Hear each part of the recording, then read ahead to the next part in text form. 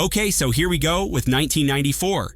8 films crossed $100 million that summer alone, and if you weren't The Lion King or Forrest Gump, you got crushed. I've got Kevin Costner here, Eddie Murphy, Arnold Schwarzenegger, and one film that somehow turned an erotic novel into a buddy cop comedy starring Rosie O'Donnell in leather. Combined, these 15 disasters lost somewhere between $400 and $500 million. One of them made Roger Ebert so angry he wrote, "I hated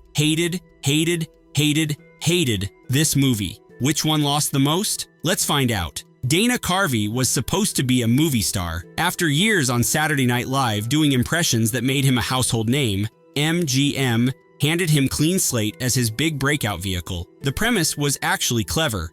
Carvey plays a detective whose memory resets every night, forcing him to solve cases before he forgets everything. Sound familiar? Memento used the same concept 6 years later and became a classic. The budget sat around $20 million. For a comedy in 1994, that's reasonable. Break-even point was somewhere around $50 million, including marketing. It made $7.4 million total. That's not a disappointing opening weekend. That's the entire theatrical run. Clean Slate opened at number 4, dropped 52% in its second weekend, and vanished within 3 weeks. Critics called it a pale follow-up to Groundhog Day. One review put it perfectly: "You're virtually guaranteed to have forgotten it by the following morning." Here's the thing, though. The supporting cast included Bryan Cranston and Bob Odenkirk in minor roles.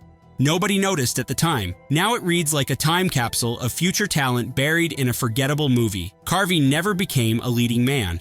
This was supposed to launch him, and instead, it just disappeared. The summer blockbusters swallowed it whole. Albert Brooks and Brendan Fraser in a baseball comedy should work. The Scout was based on a 1976 New Yorker article by Roger Angell, which sounds prestigious until you learn the script went through so many rewrites that Brooks himself had to punch it up, because the original was, in his words, written very silly. $20 million budget. Needed around 50 to break even. It made $2.7 million, not domestically, total. That's one of the worst wide-release performances of the entire decade. Here's what killed it. The film released September 30th, 1994. That was during the MLB strike, the one that canceled the World Series for the first time since 1904. Baseball fans were furious at the sport, and here comes a feel-good baseball movie asking them to care. The timing couldn't have been worse. Roger Ebert nailed the creative failure. It starts out as a terrific comedy, continues as a pointless drama, and ends as a cornball cliffhanger. Brooks later revealed the studio forced the director to change the ending to be more like Rocky. They wanted that inspirational finish. Instead, they got a movie that pleased nobody and lost around $35 million. Damon Wayans tried to turn his In Living Color character into a franchise. Blankman follows an inventor who becomes a low-budget superhero using homemade gadgets. The budget is disputed. Some sources say 15 million, others say 30. Either way, it made 7.9 million and disappeared. The Washington Post said Wayans' attempt to take a bite out of crime doesn't really work. The San Francisco Chronicle was harsher. The title Blankman should be warning enough. There's nothing there. Critics dismissed it as amateurish, unfunny, and pointless. But here's where it gets interesting. The film has developed a modest cult following over the years, particularly among Black audiences who see it as an early attempt at Black superhero representation. One cultural commentator noted that Blankman at least tried to create space for Black superheroes, even if cinematically the film failed. Young Black kids in the 90s finally saw themselves reflected as a superhero. That matters even when the movie doesn't work. Wayans moved on. His film career never quite matched his television success, and Blankman is part of the reason why. This one's almost unbelievable. Anne Rice wrote an erotic novel set at a BDSM resort. Sensual, provocative, adult material. Hollywood's solution: turn it into a buddy cop comedy. Dan Aykroyd and Rosie O'Donnell play undercover detectives who infiltrate the resort wearing leather gear. I'm not making this up. $25 million budget. It made $6.8 million. That's a loss approaching $50 million when you factor in marketing. Roger Ebert's review became legendary for all the wrong reasons. He wrote, "On the first page of my notes, I wrote, starts slow. On the second page, I wrote boring. On the third page, I wrote endless. On the fourth page, I wrote bite-size shredded wheat, skim milk, cantaloupe, frozen peas, toilet paper, salad stuff, Pick up laundry. He literally got so bored he started writing his grocery list during the movie. It earned 5% on Rotten Tomatoes. O'Donnell won the Razzie for Worst Supporting Actress. Saskatchewan actually banned the film, then unbanned it a week later because apparently even they realized it wasn't worth the controversy. Ebert noted that while Anne Rice took out 2-page newspaper ads praising Interview with the Vampire, we shouldn't expect her ad for Exit to Eden, not even in the classifieds. The creative decision to make this a comedy remains genuinely baffling 30 years later. Walter Matthau playing Albert Einstein as a matchmaker for Meg Ryan and Tim Robbins sounds like guaranteed success. Christmas release, romantic comedy, beloved character actor in a scene-stealing role. Ebert called Mathau's performance one of the year's genuine comic gems, deserving an Oscar nomination. The film cost $25 million. It made $26 million worldwide. That sounds like break-even until you remember marketing costs and the fact that studios only keep about half of theatrical revenue. Real break-even was closer to $60 million. They lost somewhere between $20 and $30 million. Opening Christmas Day should have helped. Instead, it debuted at number 11 in over 2,000 theaters. The holiday crowd went elsewhere. Director Fred Schapisi later revealed the production was a nightmare. Tim Robbins was apparently being difficult because he believed 90s audiences wouldn't like a character who makes a woman fall in love with him through deception. The original casting fell apart too. Peter Ustinov, Barry Humphries, and John Cleese were supposed to play Einstein's scientist friends, but scheduling conflicts killed it. Schapisi said nobody understood how strong they would have been together. A charming premise undermined by behind-the-scenes conflict. The final product feels compromised, and audiences sensed it. Penny Marshall made Big and A-League of their own. She understood how to make crowd pleasers. So when she paired Danny DeVito with a script about an unemployed ad executive teaching Shakespeare to Army recruits, expectations were reasonable. $40 million budget. It made $24 million. That's a loss, somewhere between $35 and $55 million. Critics called it Dead Poet Society meets Private Benjamin without the strengths of either. Ebert gave it 1.5 stars, calling it a labored, unconvincing comedy cobbled together from the half-understood remnants of its betters. The summer competition crushed it. You'd think Disney would cut their losses. Instead, they re-released the film in September under the title By the Book on 17 Seattle area screens. It still failed. Here's the legacy, though. This was Mark Wahlberg's cinematic debut back when he was still going by Marky Mark. Nobody noticed him at the time. Now he's one of the biggest stars in Hollywood. The movie that launched him? Completely forgotten. Steven Seagal wanted to direct. Warner Brothers gave him $50 million to make an environmental action film set in Alaska. Michael Caine signed on as the villain, which should tell you something about the paycheck involved. The film made $78 million worldwide, which technically puts it near break-even. But here's the thing. The original cut contained nearly 40 minutes of Seagal lecturing audiences about environmental destruction, alternative fuels, and corporate greed. At a test screening, audiences booed, laughed, and made obscene gestures throughout the environmental monologue. Warner Brothers demanded cuts. They got it down to about 7 minutes. Audiences still walked out during screenings. Seagal won the Razzie for Worst Director. Variety called it a vanity production parading as a social statement. Michael Caine's American accent became legendary for its awfulness. One critic described it as a Texan brought up in the mean streets of London. Seagal never directed again. His subsequent career trajectory moved steadily toward direct-to-video releases, and this movie started that decline. The theatrical numbers looked acceptable. The reputation damage was permanent. Bruce Willis, in an erotic thriller, Color of Night, won the Golden Raspberry for Worst Picture of 1994. That's the only Best Picture Razzie winner to fail to win any other category despite receiving 9 nominations. The film became infamous for all the wrong reasons. $40 million budget, $46 million worldwide gross. After theatrical splits, that's a loss around $30 to $40 million. The production imploded. Director Richard Rush delivered his cut. Producer Andrew Vajna demanded changes. Rush refused. Vajna fired him in April 1994 using his contractual final cut authority. The explicit content sparked MPAA battles and generated notorious buzz around alleged scenes with Willis. Here's where it gets interesting. Despite theatrical failure, Color of Night became one of the top 20 most rented VHS titles of 1995. Maxim magazine later called its pool sequence the best of its kind in film history. Recent retrospectives have called it a gleefully excessive erotic thriller that time has been kind to. Rush never directed another film. This was his final feature after an Oscar-nominated career that included The Stuntman, Theatrical Disaster, Home Video Phenomenon. The 90s were weird. Macaulay Culkin was the biggest child star in the world. The Pagemaster combined live action and animation, featured voice work from Patrick Stewart, Whoopi Goldberg, and Leonard Nimoy, and cost $34 million. It made $13.7 million. That's less than 40% of the production budget before you even factor in marketing. Gene Siskel called it a flimsy movie. 30 years later, that assessment holds up.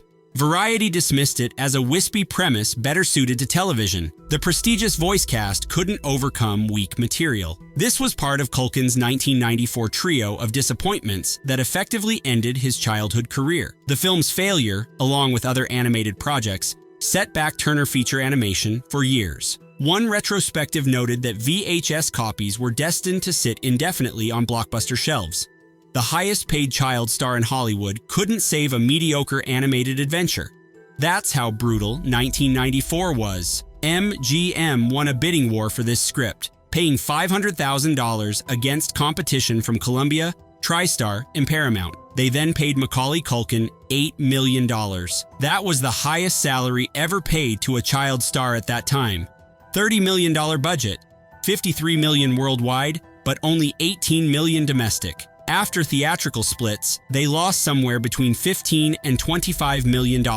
Getting Even with Dad earned 3% on Rotten Tomatoes from 31 reviews. Critics recognized the cynical Home Alone cash grab immediately. The Washington Post complained that after plying the audience with formulaic predictability, the film doesn't even have the decency to end quickly. Culkin was 14, growing out of his cute kid appearance, and audiences stopped showing up domestically. Culkin later explained his subsequent retirement. "I was tired of it, to be honest. I did like 14 movies in 6 years. I needed something else." He didn't act again until 2003, 9 years away from Hollywood. $8 million for a child actor, and the movie still lost money. That's 1994, Miracle on 34th Street. What an awesome Christmas movie, right? John Hughes produced this remake of the 1947 classic. Richard Attenborough played Kris Kringle. The cast included Elizabeth Perkins and young Mara Wilson.